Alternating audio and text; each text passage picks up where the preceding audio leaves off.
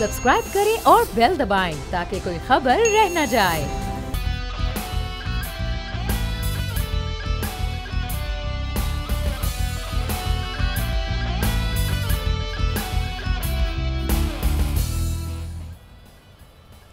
अस्सलामुअलैकुम नाज़रीन, प्रोग्राम में आपको कहेंगे खुशामदीद। मैं हूं महविश तबस्सुम और मेरे साथ मौजूद हैं बोल न्यूज़ के एडिटर इन चीफ नज़ीर लखारी साहब।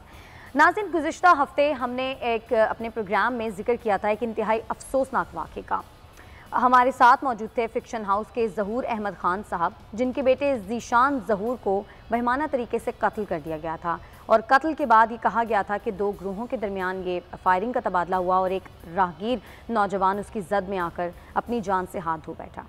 उस प्रोग्राम के बाद अब हुआ यह है कि आईजी पंजाब ने हमारे प्रोग्राम के बाद नोटिस लिया है और पुलिस के जो दीगर अफसरान हैं उनकी जानिब से ज़हूर साहब से रब्ता किया गया है और डीआईजी ऑपरेशंस उनके घर गए हैं और यकीन दिलाया है उन्हें कि उनको इंसाफ ज़रूर मिलेगा, उनके बेटे के जो कातिल हैं उनको ज़रूर ढूंढा जाएगा।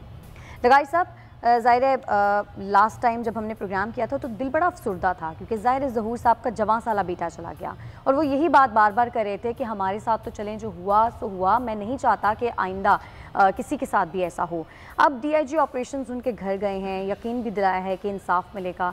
आप क्या समझते हैं अब क्या हो सकता है इस केस में आगे? एक बड़ी बात यह है कि नोटिस लिया गया है। हमारे यहाँ बड़े बड़े वाक़यात हो जाते हैं लेकिन उस पर नोटिस नहीं लिया जाता है और अगर नोटिस लिया जाता है तो उसका फॉलो अप नहीं होता है।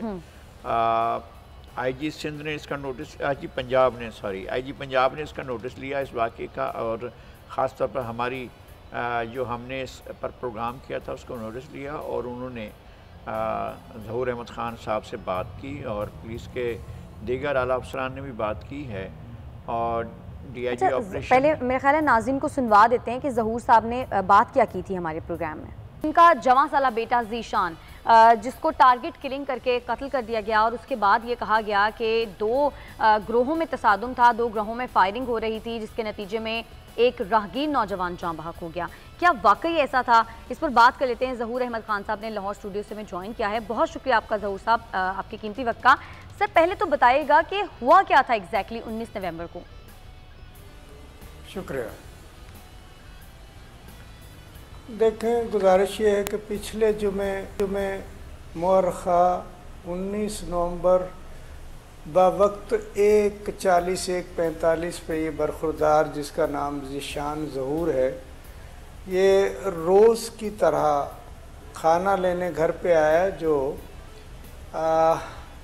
सादी पार्क में घर है मेरा, ये रिटर रोड जहाँ पे ये हादसा हुआ, फायरिंग हुई जो कहें, वहाँ से हार्डली कुछ 100-125 गज के फासले पे है।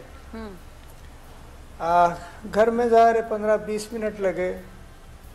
बहनों ने, माँ ने, एक हमारी अजीज़ा आई हुई थी, उन्होंने बहुत कहा कि आप खाना खा लें। उसने कहा नहीं मुझे देर होगी, मेरा वहाँ पे भाई और दोस्त इंतज़ार कर रहे हैं। तो वो जी, तो नाज़रीन आपने सुना ज़हूर साहब क्या बात करते हैं। लगाई साहब आपने भी उनकी बात सुनी, तो अब आप क्या समझते हैं कि मैं समझता हूँ कि उनकी एक बड़ी बात थी, बहुत बड़ा नुकसान हुआ उनका और कोई इसका अंदाज़ा भी नहीं लगा सकता कि इसकी मेजरमेंट नहीं की जा सकती है। आप हर चीज़ का कर सकते हैं कि पानी का एक गिलास है, चाय का एक कप है, एक चीज़ है, एक चीज़, लेकिन किसी के लॉस का नहीं। लॉस किसी भी चीज़ का हो वो बहरहाल लॉस ही होता है, लेकिन बेटे के लॉस से बड़ा लॉस कोई नहीं हो सकता है।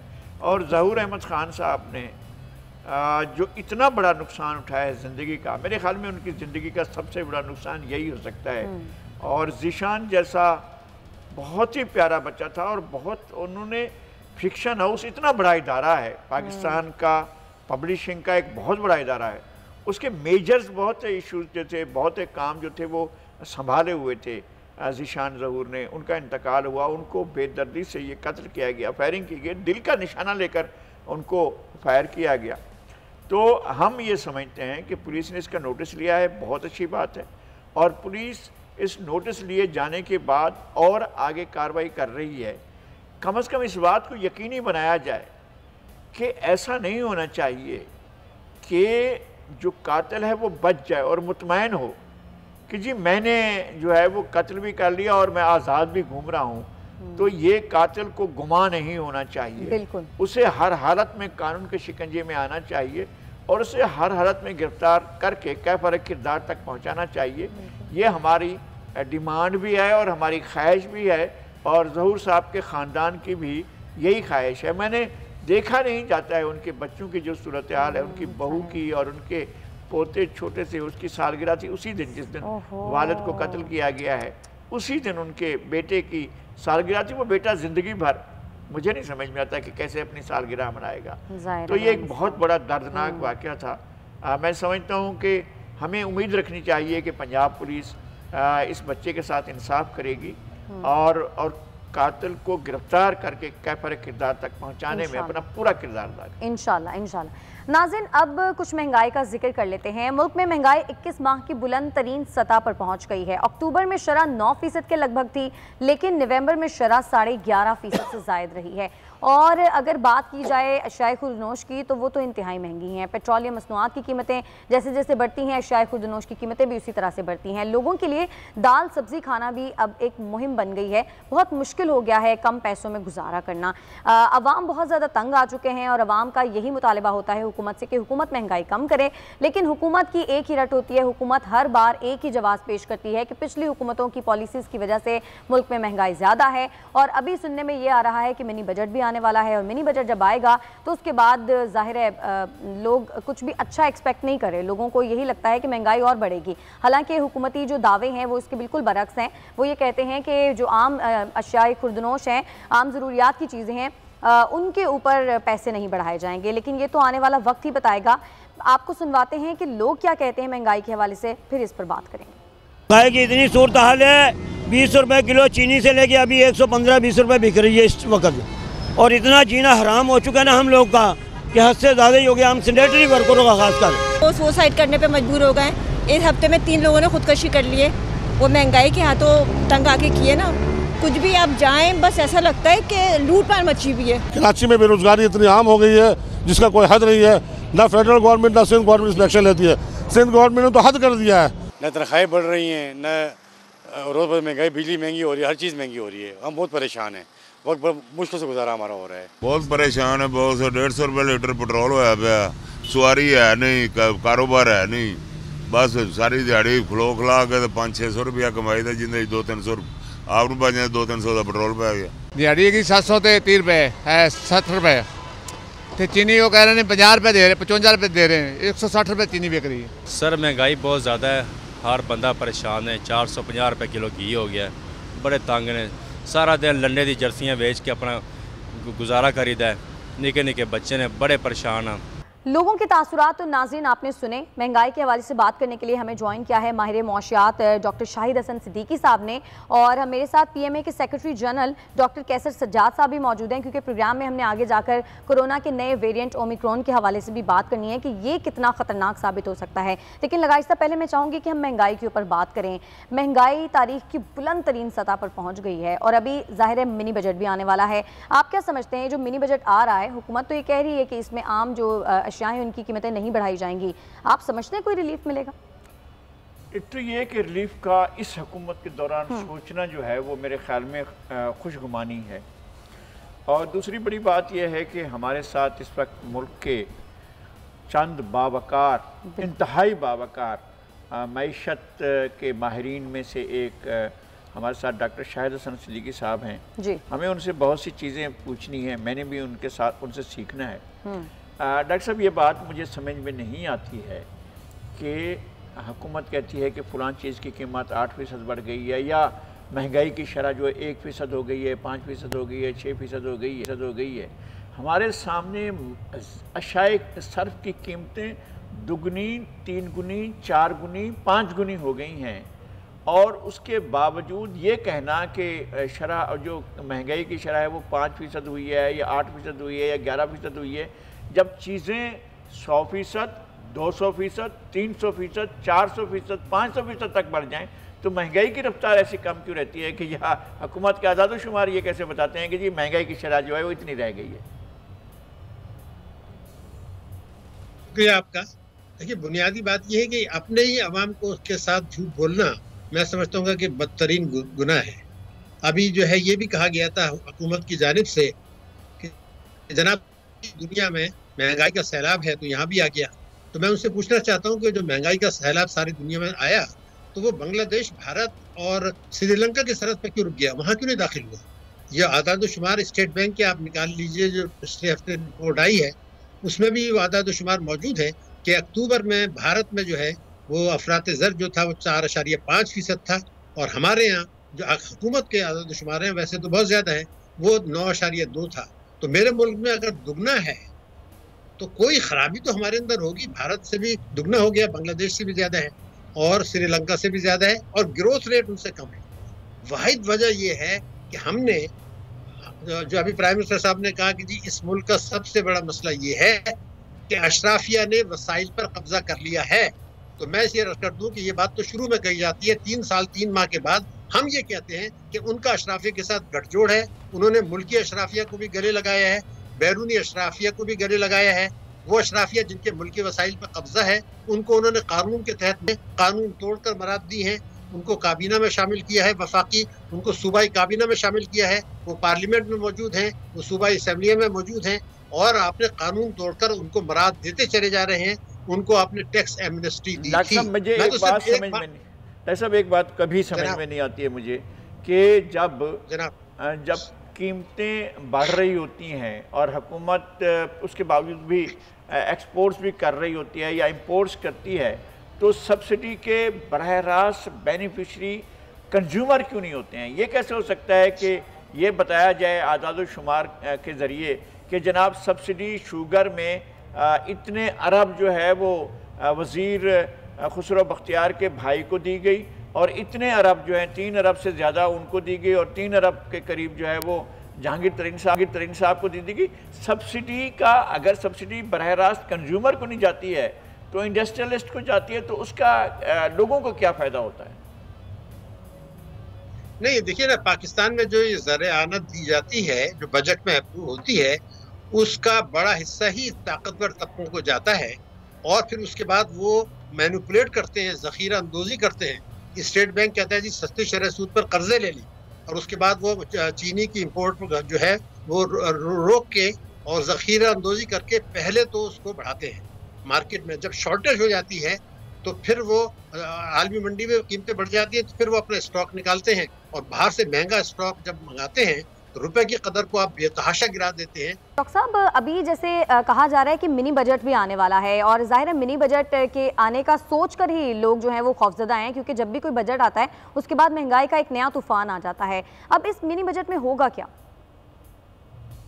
देखिए, पहले मैं आपसे बता दूं कि 15 से 20% महंगाई की शरह पाकिस्तान में हो जाएगी, मगर क्या होगा उससे पहले अगर आप इजाजत दें तो एक बात मैं सिर्फ ये कह रहा हूँ कि अगर प्राइम मिनिस्टर साहब कानून एक जो उन्होंने बनाया था टैक्स एमनेस्टी के लिए उस पर अमल दरामद करें, तो मैं ये गारंटी कर सकता हूँ कि स्टेट बैंक की जो IMF की जो शराइत है वो उनके बहाल भी हो जाएगा प्रोग्राम, और ये मिनी बजट नहीं लाना पड़ेगा। ये मैं पूरी जिम्मेदारी के साथ कह रहा हूँ, अभी आपको मैं साबित करूँगा क्या है। हुआ ये था कि जिस वक्त ये टैक्स एमनेस्टी आई थी 2019 में, टैक्स एमनेस्टी आई थी जो पाकिस्तान की तारीख में सबसे कम शरह टैक्स पर आई थी, मगर उसमें एक कानून था, और मैं बात कर रहा हूँ सिर्फ मुल्की असासों की। उसमें कानून ये था कि जो लोग इस टैक्स एमनेस्टी से फ़ायदा नहीं उठाएंगे और उनके नाजायज़ से जो इस मुल्क के अंदर मौजूद हैं, जिसकी तफसीलात हुकूमत के पास मौजूद हैं, और प्राइम मिनिस्टर साहब ने कहा था कि हाँ हमारे पास नाजायज़ असासों की तफसीलात हैं और हम इन पर क्रैक डाउन करेंगे, वो कानून मौजूद था। उसमें FBR को किसी से अप्रूवल की ज़रूरत नहीं थी, ना कोई मुदाखलत हो सकती थी, लेकिन उन्होंने उस पर अमल दरामद नहीं होने दिया। अगर उस पर अमल दरामद करते हैं तो 900 अरब रुपया अब तक मिल चुका होता। मैं आपको अर्ज करता हूँ ये कैसे होता।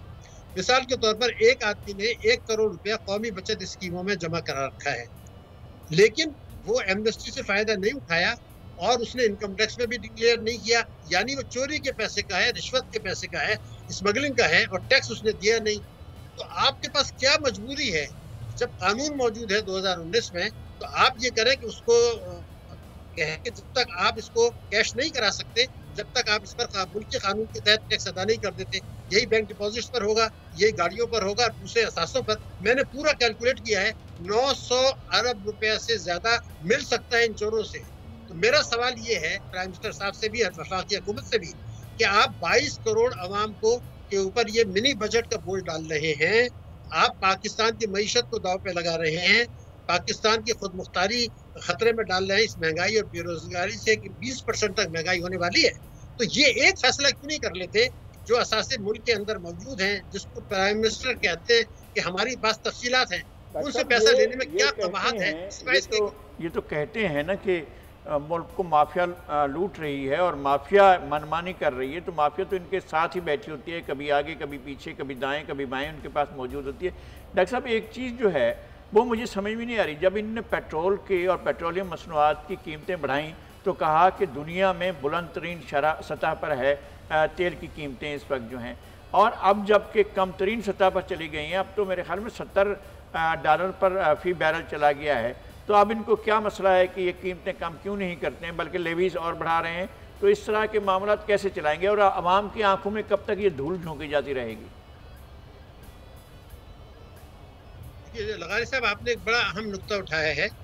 अभी तो ये जो वायरस का मसला चला है तो खदशा यही है कि अभी आलमी मंडी में तेल की कीमतें और गिर सकती हैं, लेकिन ये जो इस वक्त इन्होंने हरकत की है वो ये की है कि आवाम पर ₹6.34 का एक इजाफी बोझ डाला है। पेट्रोलियम लेवी में ₹4 जो उन्होंने IMF से वायदा किया था और GST में ₹2.34 बढ़ाए। इसका मतलब ये है कि हुकूमत ये मान रही है कि आलमी मंडी में जो तेल की कीमतें कम हुई हैं, हुकूमत उसका फ़ायदा आवाम को मुंतकिल करने के लिए तैयार नहीं है, बल्कि और इनकम टैक्स लेने के लिए भी तैयार नहीं है ताकतवर तबकों से। ये रिकॉर्ड पर है, मैं आपको बता रहा हूँ कि 5,000 अरब रुपया ताकतवर लोगों से इनकम टैक्स नहीं लिया जा रहा, और उसका जो नुकसान है वो indirect taxes, GST, petroleum levy, बिजली के नर्ख, गैस के नर्ख और कर्जे ये लेके पूरा किया जा रहा है। तो अगर ये किया जाए, जैसे मैंने अर्ज किया कि आपको तो ये पेट्रोलियम लेवी जो है ये पता है जो इन्होंने साहब, अगर ये 5,000 अरब अगर वसूल हो जाते हैं, यानी 50 खरब वसूल हो जाते हैं, तो आपका बजट डेफिसिट से निकल जाता है। ये तो बिल्कुल साफ ऐसा हो जाएगा। अगर ये पैसा आ जाता है तो आपका बजट तो खसारे का नहीं बनता। हेलो जी, मैंने ये अर्ज जी डॉक्टर साहब, मैंने ये अर्ज किया है कि अगर 5,000 अरब जो हैं वो आ जाते हैं इनसे और इनसे वसूल कर ली जाते हैं, फिर तो आपको खसारे का बजट पेश करने की जरूरत ही नहीं रहेगी, इसलिए कि तो 50 खरब आपके पास आ जाएंगे।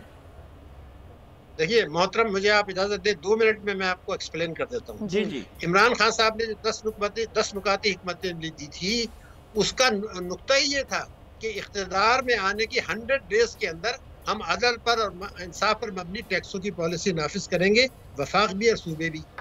हमारी टैक्स की पोटेंशियलिटी है 11,100 अरब रुपये।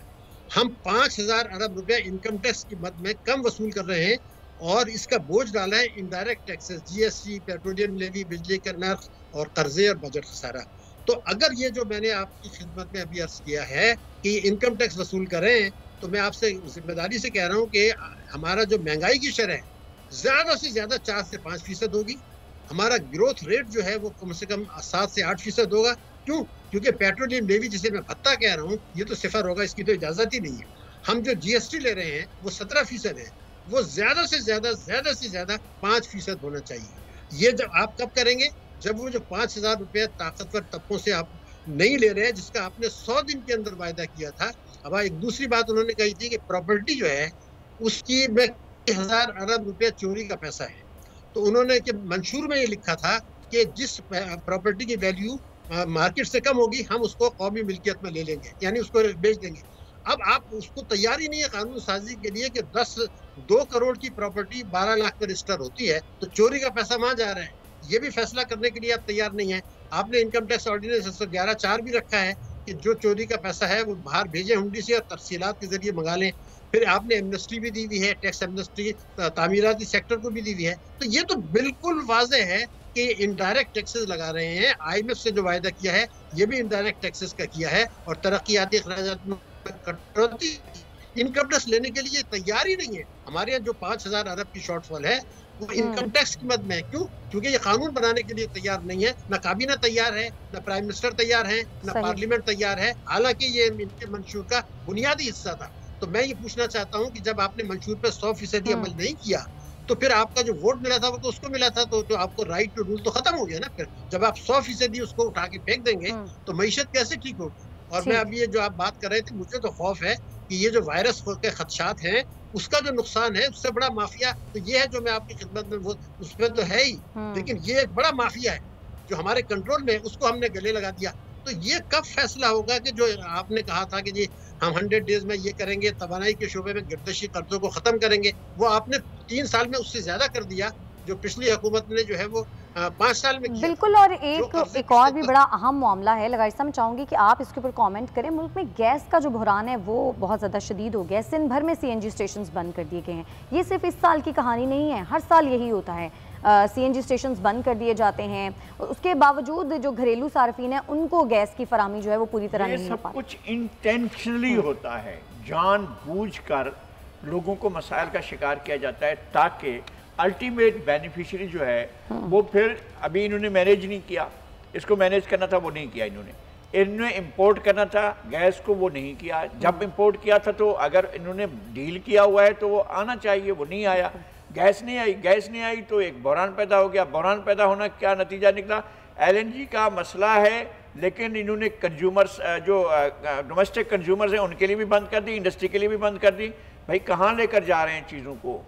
यानी आप आपकी डोमेस्टिक प्रोडक्शन होती थी, सुई का आपने ख़त्म कर दिया, अब सिंध के अंदर से आपको गैस मिल रही है और सिंध में भी आप घरेलू सार्फिन को नहीं दे रहे हैं, वहाँ भी नागा हो रहा है। तो ये मामले को मैस किया गया है, ख़राब किया गया है, जानबूझकर माफिया के मफाद के लिए इन चीज़ों को ख़राब किया जा रहा है ताकि मईशत मुंह के बल गिरे, और मुंह के बल गिर चुकी है। हमें इस और कोई ज़्यादा इसके गिरने की ज़रूरत नहीं है।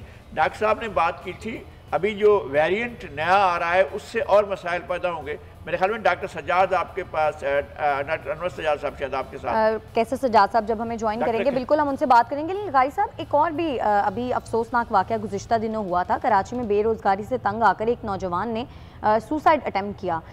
आपने भी ज़ाहिर देखा होगा, ट्विटर के ऊपर तो ट्रेंडिंग में चल रहा था। मुझसे तो वो वीडियो नहीं देखी गई, वो इंतहाई दिल दहला देने वाली वीडियो थी। ऐसा क्या करना चाहिए हुकूमत को कि लोग एटलीस्ट खुदकुशी करने पर मजबूर तो ना हो? नहीं, हुकूमत को इस बात की परवाह ही नहीं है। उसको 22 करोड़ अवाम की परवाह नहीं है, उसको किसी एक शख्स को भी फायदा देने की परवाह नहीं है। उसको उसकी गर्दन पर जो बोझ लगा हुआ है उसमें से वो एक रत्ती बराबर भी कम करने को तैयार नहीं है, वो और डालने को तैयार है। वो एक नया चीज़, डिक्टेशन आ गई है जनाब IMF के साथ। भाई अगर IMF से आपने कर्ज लेकर बैंकों में रखकर उसके ऊपर जो है वो सूद अदा करने के बाद मईशत को चलाना है इस तरह से, फिर ताकि आपके वर्ल्ड बैंक और उससे एशियन डेवलपमेंट बैंक से और जो दूसरे आपके कर्ज देने वाले हैं उनसे आप कर्जे ले सकें, तो फिर आपकी मईशत चल गई और आपने चला ली।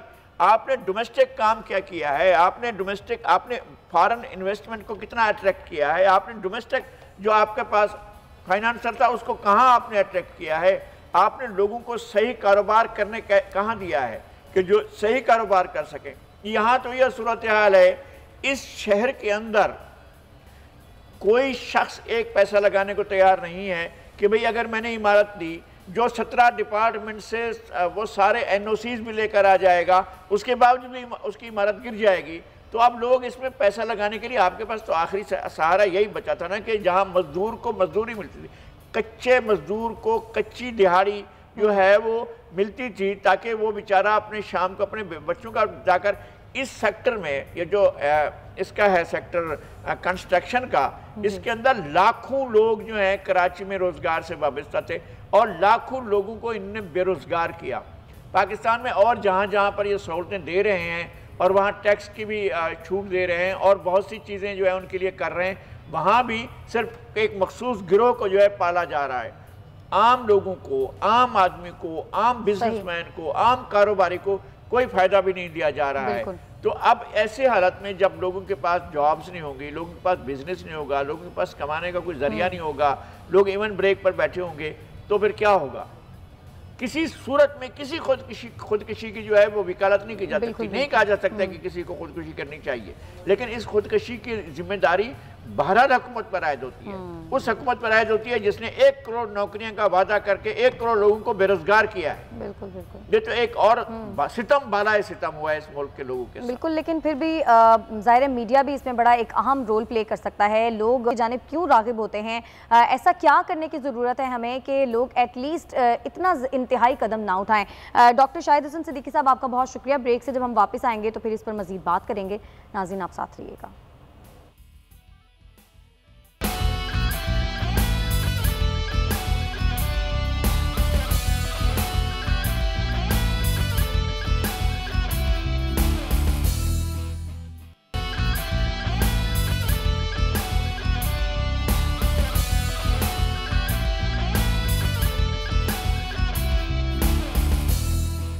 वेलकम बैक नाज़रीन। कोरोना वायरस के नए वेरिएंट ओमिक्रॉन ने दुनिया में एंट्री दे दी है और बहुत सारे लोग ये बातें कर रहे हैं कि ये डेल्टा वेरिएंट से ज़्यादा ख़तरनाक होगा। बहुत सारे ममालिक ऐसे थे जिन्होंने पहले अपनी फ़्लाइट्स खोलने की बात की, लेकिन जैसे ही ओमिक्रॉन के आने की खबर सुनी तो उसके बाद बहुत सारे ममालिक ने दीगर मुल्कों के लिए तो पाबंदी लगाई ही लगाई, लेकिन स्पेशली जो साउथ अफ्रीकन कंट्रीज़ थे उनके लिए पाबंदी लगा दी है कि वहाँ से कोई भी ट्रैवल नहीं कर सकता। पाकिस्तान ने भी जितने भी कंट्रीज़ हैं साउथ अफ्रीका के, उनके लिए पाबंदी लगा दी है कि वहाँ से कोई भी पाकिस्तान में एंटर नहीं हो सकता। करेंगे लगारी साहब, आपने देखा होगा कि अगर मैं ऑस्ट्रेलिया की स्पेशली बात करूँ, ऑस्ट्रेलिया ने पहले अपने बॉर्डर्स खोलने का ऐलान किया, उसके बाद जैसे ही ओमिक्रॉन के आने का पता चला तो बॉर्डर्स फिर से बंद कर दिए गए।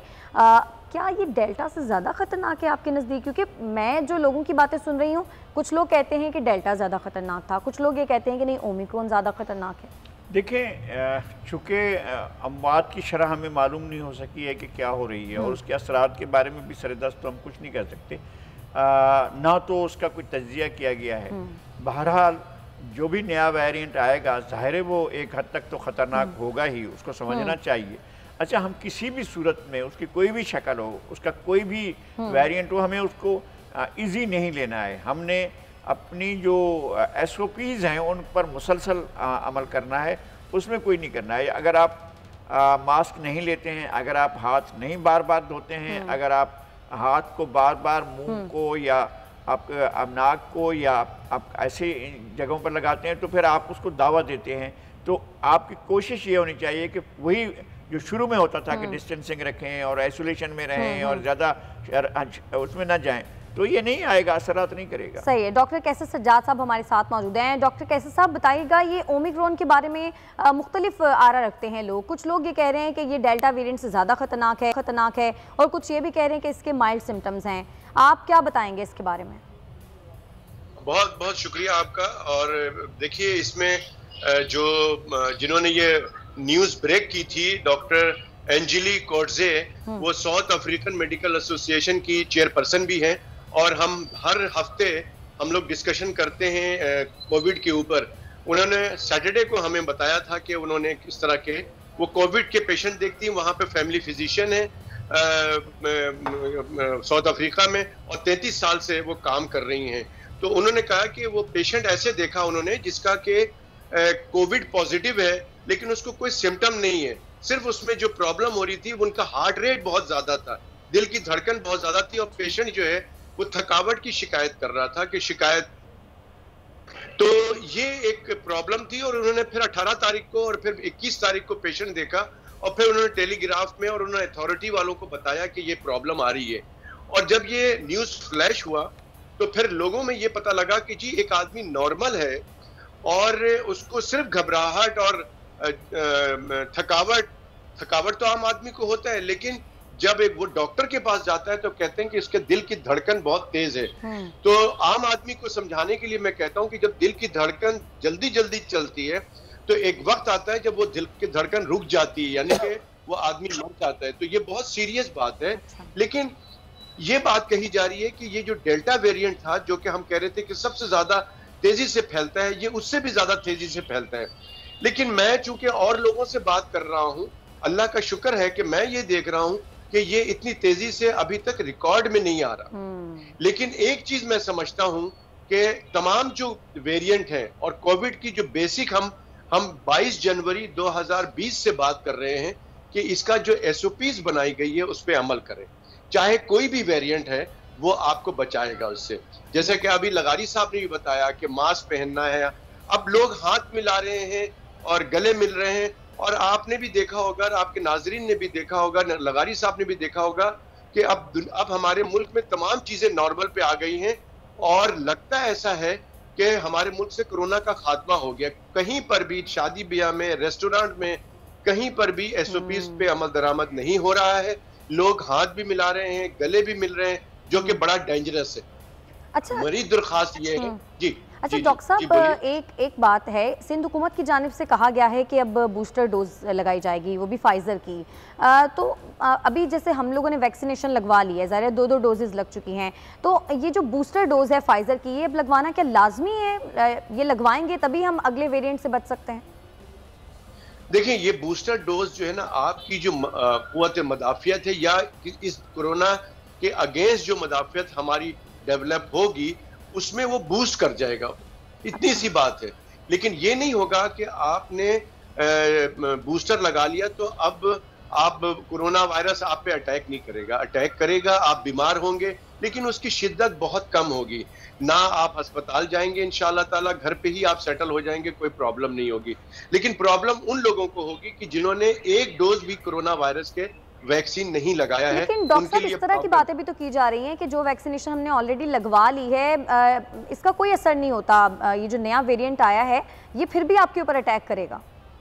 देखिए, वेरिएंट उस वक्त तक आता रहेगा जब तक, मैंने ये बात पहले भी कही है कि जब तक दुनिया में 80% लोग वैक्सीनेट नहीं हो जाते हैं। जब 80% लोग वैक्सीनेट हो जाएंगे तो ये वेरिएंट नहीं आएगा। जब तक 80% लोग नहीं वैक्सीनेट होंगे तो ये म्यूटेशन चलता रहेगा। नॉन वैक्सीनेटेड पीपल में एक से दूसरे में ये जाता रहेगा और म्यूटेट होकर उसकी वेरिएशंस आती रहेंगी। तो हमें करना ये है कि वैक्सीन जो है वो लगा के अपने आप को महफूज करें। आप वैक्सीनेट हो जाएंगे तो इसका असर कम असर करेगा आपके ऊपर, और जब बूस्टर डोज लगा लेंगे तो और ज्यादा बेहतर हो जाएगा। मेरी दरख्वास्त तमाम लोगों से ये है कि ये हुकूमत जो है अभी बूस्टर डोज का फ्री ऑफ कॉस्ट लगा रही है, इससे फायदा उठाएं। जिन लोगों ने बेसिक डोज नहीं लगाए हैं, पहली दूसरी, और मेरी नॉलेज में ये बात आई है कि बहुत से लोगों ने अपनी दूसरी डोज भी नहीं लगाई है, तो खुदारा वो डोज अपनी लगवा लें, और 6 महीने जिनको हो गए हैं सेकंड डोज लगाए हुए, वो बूस्टर डोज जरूर लगाएं। मेरी दरख्वास्त तमाम लोगों से ये है कि जिन्होंने वैक्सीन लगा ली है उसके बावजूद भी वो मास्क पहने, वो सोशल डिस्टेंसिंग करें, हाथ ना मिलाएं, गले ना मिलें, ये ताकि अगर हम चाहते हैं कि जिस तरह के माहौल, जिस तरह का रोजगार और तमाम चीजें रूटीन की रोजमर्रा की चीजें चल रही हैं, अगर आप चाहते हैं कि इसी तरह से कारोबार चलता रहे हमारा, तो आपको SOPs पे सख्ती से अमल करना होगा और अपने प्यारे दुलारों को वैक्सीनेट भी कराना होगा, चाहे वो आपके घर में मासियां काम करती हैं, चौकीदार है, ड्राइवर है, सबको आप वैक्सीनेट कराएं। बिल्कुल, सबको वैक्सीनेशन लगवाना तो बहुत ज़रूरी है। बहुत शुक्रिया आपका डॉक्टर कैसर सज्जाद साहब। लगाई साहब, आपने जो गुफ्तगू सुनी होगी, ज़ाहिर सिंध हुकूमत ने तो बड़ा अच्छा फैसला किया है। वो कहते हैं कि फाइजर की बूस्टर डोज अब सबको लगेगी, फ्री में लगेगी, लेकिन वो लोग जिन्होंने अभी तक जो बेसिक डोज थी वो नहीं लगवाई, वो कैसे फाइजर लगवाएंगे? मैं समझता हूँ कि लोगों को इस बात का इदराक होना चाहिए कि अगर हम वैक्सीनेशन नहीं कराते हैं तो हम एक ख़तरे से खेल रहे हैं जानबूझकर। अब और ख़तरा इससे कम नहीं है कि आपके किसी जिस्म पर कोई असर होगा, किसी हाथ पर, उंगली पर, किसी जिस्म के किसी, ये पूरी ज़िंदगी पर असर करने वाला है। ये जो है इस वायरस से, और अगर उसकी नई किस्म आती है तो उससे और ज़्यादा ख़तरा बढ़ जाता है। तो लोगों को इस पर अमल करना चाहिए। मुझे बहुत अफसोस है कि मेरे बहुत करीबी अजीज़ों ने जो है इस बात को माना ही नहीं है कि ये कोरोना भी कोई चीज़ है या वैक्सीनेशन भी कुछ चीज़ है, क्योंकि एक बैकवर्ड सोसाइटी है और बहुत ही पसमानदा है। तो मैं समझता हूँ कि बहुत से इलाके ऐसे हैं जहाँ पर, यहाँ पर भी, और बहुत से इलाके हैं जहाँ पर वैक्सीन कराने का कोई तस्वर भी नहीं है, SOPs को मानने का भी तस्वर नहीं है। मेरे ख्याल में हुकूमत को इस सिलसिले में एक सख्त एक्शन लेना चाहिए और ये करना चाहिए जो उस वक्त आया था कि भाई आपका फ़ोन बंद कर देंगे, आपका जो है वो जिस इलाके में इतनी शरह तक नहीं होगी तो हम उसके लिए कुछ और पाबंदियाँ सोचें। हुकूमत को इस तरह की पाबंदियाँ लगाने के बारे में सोचना चाहिए ताकि लोग कम से कम वैक्सीन कराएं और उसके बाद उनका अपना SOPs पर अमल दरामद करें ताकि उनकी ज़िंदगी को खतरा। अच्छा, लेकिन लगारी साहब पहले जब थोड़ा सा लग रहा था कि अब कोरोना ख़त्म हो गया है तो तब डेल्टा वेरिएंट आ गया, थोड़ी नरमी हुई थी, पाबंदियां जो लगी हुई थी उनमें, साथ ही डेल्टा वेरिएंट आ गया, तमाम ममालिक ने दोबारा से पाबंदियां लगा दी, अब दोबारा से थोड़ा ईज़ कर रहे थे, साथ ही एक और नया वेरिएंट ओमिक्रॉन आ गया। तो ऐसे तो वेरिएंट्स अल्लाह ना करे आते रहेंगे। नहीं, वो डॉक्टर साहब सही कह रहे हैं ना, अगर दुनिया भर में देखें, वो डॉक्टर साहब ने अपना वज़ीर आज़म ने बरतानिया के वज़ीर आज़म ने कहा कि अब हम इस नए वेरिएंट को जो है अपने मुल्क में दाखिले की इजाज़त नहीं देंगे, नहीं आने देंगे हम। इसका मतलब ये है कि अगर कौमें अपने बारे में तय करें कि भाई इस बीमारी को नहीं आने देना तो नहीं आने देना, दैट्स ऑल।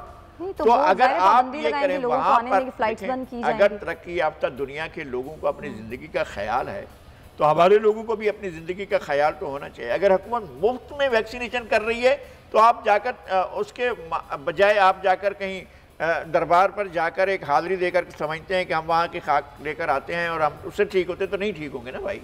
ये जो वाकई एक ऐसी बीमारी है जो फैली हुई है, जिसके जरासीम दुनिया भर में मौजूद है, हमें उससे जो है वो बाहर आना है और हर लोगों को बहरहाल हर सूरत में SOPs का भी ख्याल करना है और वैक्सीनेशन भी करानी। ठीक है, बहुत शुक्रिया आपका लगारी साहब। और नाज़रीन, आज के प्रोग्राम से इतना ही, कल फिर से आपकी खिदमत में हाजिर होंगे, तब तक के लिए हमें इजाज़त दें। अल्लाह ने के बाद।